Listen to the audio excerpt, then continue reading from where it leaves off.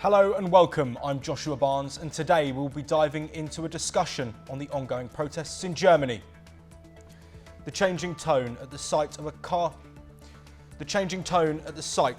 ramming attack in which 5 people were killed and more than 200 injured has reflected political tensions in Germany. A memorial was attended by thousands of grieving families at a church overlooking Magdeburg's Christmas market. Initially, the attack drew comparisons on social media to an Islamist-influenced immigrants' deadly attack on a Berlin Christmas market back in 2016. However, later it emerged that the arrested suspect had criticised Islam and expressed sympathy for far-right politics in past social media posts. As the day passed, politicians, including German Chancellor Olaf Scholz, came to lay flowers at the memorial. The crowd was seen holding banners with the words "remigration", and local media reported there were some minor altercations with police. For a country that has been racked by arguments over immigration, over the surging popularity of the far-right alternative for Germany, it comes as a major setback. We're joined by 3 guests today. We have Gautam Mukherjee, who is a senior journalist. We have Pratikrit Pine, international affair expert, and retired Major General A.K. Siwach, who's a defence expert. I'd like to speak to you first. I'd like to speak to you first, A.K. Siwach. This is an incident where we have seen that the defences that are in place to stop an attack similar to the 2016 attack that happened in Berlin not be useful and not stop this level of barbarity that we've seen. So, as an expert in defence, what do you think went wrong, and how do you think the authorities in Germany let this happen? The problem which is coming as far as Germany is concerned, that far-right movement is going very fast. And the present government is not able to assess what is the ground realities. And their possibility of their not having intelligence was very high. And the way this incident had taken place, it has surprised everyone, because it looks like that the situation in Germany is grim as far as the law and order situation is concerned. And it looks like that the things are not at all under control. And though the Chancellor of Germany, Olaf Scholz, said that we will tighten the screw of law and order, we will ensure that everyone is protected, but the things, the way it is going in Germany, are far from normal. 2-3 things one stands out. One is that the economy of Germany is not doing well. There is a lot of problem against the immigration, because there is illegal immigration also and other immigration which has taken place over a period of time in Germany. There are people against it, and this party, far right, is totally against this. So this is what is the biggest cause which is happening, and there are simmering tension which are existing in the society. And the way this incident had taken place, it gives an impression that the government was totally clueless and the intelligence agency failed to perceive it. Neither they knew it that such an incident can take place, nor they had an after action plan that they immediately take. You found that the situation was in a chaotic manner for a lot of time. So overall, one can say that the government needs to tighten their belt. They have to have a better intelligence system to able to preempt such type of activities of the far right party. And the second thing is that once the incident take place, the after action incident should be very fast, and they should have able to take action so that the casualties are minimum. I suppose in both the front, the German authorities are found wanting. They need to tighten their belt. Particularly, so I would like to come to you in terms of the suspect, a Saudi national we know has been arrested, 50 years old, and he's lived in Germany since 2006. So in terms of it being an Islamist extremist attack, it seems that's unlikely. Authorities have said they believe it's a lone wolf attack. But in terms of the impact that this might have on further attacks, we've seen it before with copycat terrorism attacks. We look back to France when we had the Charlie Hebdo attack, and then followed afterwards we had the Bataclan, where hundreds of people were killed. Do you think this could be the catalyst for further action, not just within Germany, but potentially across Europe as well? Good evening. See, first of all, the problem with Germany and most of Western Europe is its brazen, extravagant political correctness. in this case also, I think the authorities were too early to jump to the conclusion and say, no, no, no, no, this has nothing to do with, terrorism coming from Middle East, or this has nothing to do with Islamist attacks. This guy had once upon a time criticized a certain thing. So let's be clear. This was not the first time Christmas, congregations have been attacked in Europe, and this is not going to be the last time because of this entire obsession of the political leadership of most of Western European countries. In the name of multiculturalism, these countries have allowed all kinds of illegal immigrants to come in without any checks and balances, without any checks and measures. This man, the person who did this attack, he is a wanted person in Saudi Arabia, and the German authorities did not hand him over, trying to project him as an activist. So till the time United States, Western Europe keep on telling to the world that anybody who is, a threat to the sovereignty of a certain other country, and if that particular person comes to Western Europe or United States and seeks asylum, suddenly that person becomes activist. This hypocrisy is the reason that these attacks are happening. Today, Germany is one of the key countries of NATO, and I would say Germany is equally responsible, like Western Europe and other countries, for what they have done in Syria, firstly, and then allowing an ISIS in another name to become the de facto government over there. So when you create a situation like that, when you are too much into political correctness, invariably such attacks would happen. Almost a decade back, Foreign Minister of United Arab Emirates had stated this, that a time would come when radical, Islam will come from Middle East, from Europe because of political correctness. So this is exactly what is happening. This is exactly the reason. Why do you think that? And secondly, General Siwaj mentioned about the economic challenges that most of Western Europe is facing. It has the country and anybody who has to be blamed for that are Western Europe as well.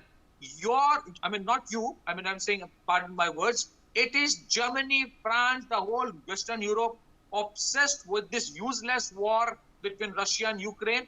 These countries keep on funding Ukraine at the cost of their own economies. And so invariably there are discontent.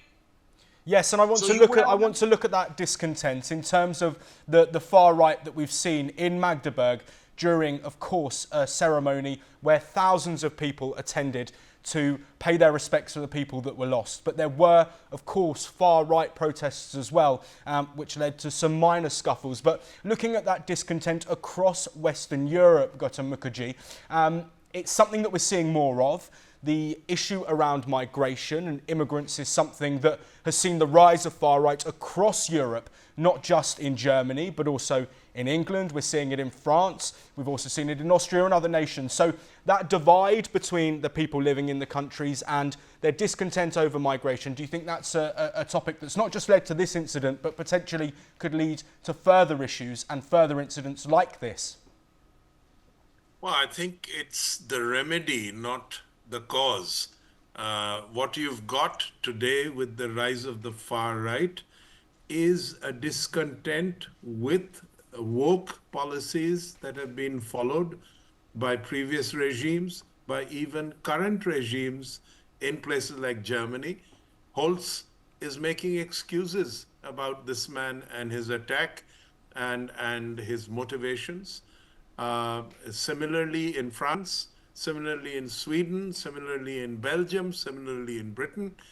Now, if you are going to let a thing fester and grow, one is to let people in and then look the other way when they fail to integrate, when they push their radical Islamic ideologies, and then be surprised when these attacks take place. These attacks are a consequence of ignoring the cultural backgrounds of many of the people you've let in, who are really nothing to do with the ethos of Europe and have no intention, unlike previous immigrants who came and then integrated or tried to integrate, even in Germany, earlier for decades, you had Turks coming in. And the Turks may have formed ghettos and kept to themselves, but they weren't really in the same militant mood as the current people that are coming in, some legally, some illegally. So I see the rise of the right as a solution, because the answer is, harsh as it sounds, deportation, stripping of citizenship rights, and incarceration. That is what will have to be done. You have to be very harsh in order to quell this. There are areas in Berlin, there are areas in Paris which are no-go areas. Police are afraid to go there. Major General Paramilitary A.K. is Sawatch, afraid I to- want to bring back to you as a defence expert in terms of following through with that plan that has just been mentioned there. In terms of the mass deportation, things that the far right, specifically across Western Europe, are talking about, when we're in a situation where there's so much global conflict, there are people leaving war-torn areas, when you've got a flow of refugees, how easy is it, one, to spot the people who might then turn to extremism, whether that's on the far right or in terms of an Islamist attack or similar? And then how do you go about making sure that the right people are staying within the country who might want to integrate, because that opportunity for them to live in their own country might not be there? Very kind. See, the problem, what has happened in Western Europe is a soft policy which they have followed, and they allowed immigration to take place once legally and thereafter illegally took place. And all these illegal migrants and legal migrants which they came, and mainly from the Muslim countries, they have got together. They are not spread in the whole society. They tend to stay together, and slowly and surely they not only they integrated in the society, they start exercising their power, and they are going anti-establishment. And the point is that they use violence, and they have refused to follow the rule and the law of the country in which they have come. So the point today is that Europe has closed their eyes for long. Now the movement, they are more than about 8 to 10%. They will become a threat to the Europe. And remember that in time to come, whether it is Britain, whether it's Germany, France, Sweden, Italy, you will find that the biggest challenge which they will find is the radicalized youth of the Islam, and then they will not know how to handle it. And so, therefore, the point today is it is still too not very late. They must take certain remedial measure. They cannot allow a situation where there are no-go areas in Europe. And in case you allow such thing to happen, then you will find it slowly and surely the Europeans are going to become a second-class citizen within their own country, because the way the population of these illegal migrants and legal migrants is increasing, and they refuse to get integrated in the country in which they come. They want to dictate the terms, and they are not ready to follow the law. I suppose time has come that you need to take a corrective measure. If you don't take a corrective measure, then you are asking for trouble, because in time to come, in another 10 years, the situation is going from bad to worse. And they are increasing in their size, because there is no population control as far as they are concerned vis-a-vis other communities. So there is no denying this fact that Europe must realize now that whatever is happening in Europe is their own doing, because their policy have been very soft. They were very soft on one so-called legal migration, where they have not checked the document properly, and also the illegal migration has taken place over time, and they were ready to give asylum, and now they are facing problem. But this problem is going to increase in time to come, and they will not know as to how to handle that. I want to bring it back to the incident that we've had in Magdeburg. We're looking at thousands of people here who are there in solidarity against this incident, but also the victims and the families of the victims, the people who are still fighting for their lives. We know that 5 people have died so far, but that number could increase given the severity of some of the injuries. In terms of the feeling within Germany and the feeling within Magdeburg, Pratikrit, I'd like to come back to you and sort of look at what the feeling's like at the moment in Germany. It's a sombre day. It's not the first time this has happened. We hark back again to Berlin in 2016. Though the circumstances are different, the outcome is similar. How are people in Germany sort of dealing with this day and this night of absolute darkness?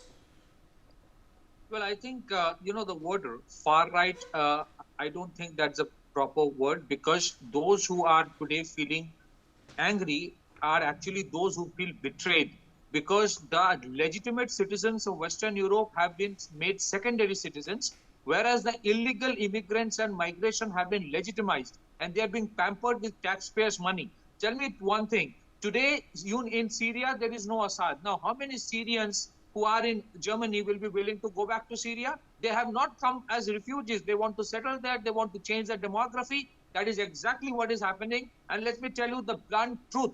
Most of the leaders of Western Europe have been in the pockets of globalists and regime change wokies like George Soros. They legitimize this illegal migration to the extent that peace-loving current generation of Western Europe, who were civilized, who were moderate, who were liberal, have been forced to look back and think that what have we done?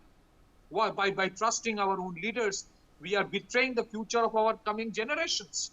So I think there is a sense of betrayal. And I reiterate, Germany, France, UK, none of these countries, especially Germany and France, they have not learned their lessons. The attacks during Christmas congregation is not the first time. These lone wolf attack has happened for the last 1.5 decades. And the first thing the German government does is to do political correctness, whitewashing, that no, this man did it for some other reason. It has nothing to do with religious fanaticism. So that is the hypocrisy which is at the core of what is happening. If you cannot control it, if you do not do a surgery right now, as Gautam sir mentioned, you would have bad times coming where, mark my word, a time would come where Middle East will be like Europe, developed, and Europe will be converted into a Middle East, ghettoized, and into worst kind of civil and ethnic wars. I'm sorry, but this is going to be a reality, and While we try and fix the issues there with the audio of Pratikrit, Gautam Mukherjee, I'd like to come with you and speak about the potential influence of the far right in Germany. We've seen the protests, which have, of course, been spoken about in a negative fashion from the government. But do you think that this incident could be a catalyst for further support for the far right? We saw it in the UK when there was an attack on a nursery, and there were protests across the country, specifically targeting migrant hubs, but also there were a lot of action on social media where people were talking about anti-migration, anti-immigration. Do you think we're in line for something similar here in Germany? And could that be a catalyst for a political shift within the country? I'd say definitely yes. And as I said in another program yesterday, the activity of deportation. Of course, many of the people who are going to be deported in America are not necessarily Islamists like these people in Europe, but they are illegal immigrants nonetheless, and there will be mass deportations as promised by Donald Trump. This will form a template. It isn't so much a matter of whether the countries will take them. It's a matter of being expelled or incarcerated. You know, you've got camps into which various people will be shoved, as they were during the World War, and they will be sent out of the country. They will not be allowed to move around freely. Either they leave on their own, or they will be shoved out to the original countries or wherever else they wish to go, or wherever the government can find a way for them to be sent. You know, there was all this about Rwanda, which, kind of went into cold storage after the government changed in Britain. But there will be places that might welcome migration of this sort. Gautam Mukherjee, thank you very much for joining us today. Thank you as well, Patik Pine, and also Major General A.K. Siwach. Today, we are, of course, looking at an incident that has rocked not just Europe, but specifically in Germany. But the political fallout will continue to rage on as debate over this sort of incident continues. We'll be back with further debates and the latest news updates across NewsX World.